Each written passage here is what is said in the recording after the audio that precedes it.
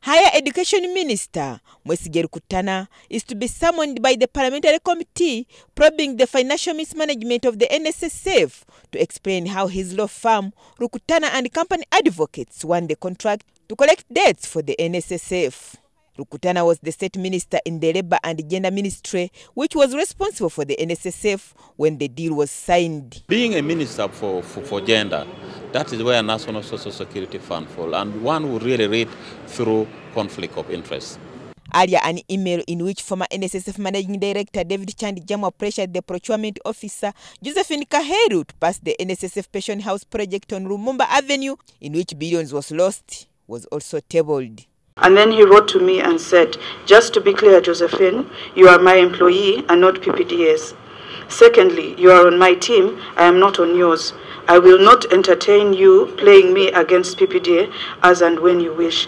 I kindly ask you not to repeat what you have just done. In future, if I instruct, get your clarifications from me and not from the PPDA. I forgive you this time, but I forgive only once, so please watch your step. The email to Josephine from Jamwa concludes, I will be back in office next week and Lumumba is on my top priority. But let me just let you know why it is my top priority. All past MDs have gone because of buildings, Workers' House, Udiam House and Simbe. I will not go because of Lumumba or any of my team. Therefore expect an eagle's eye from me on this.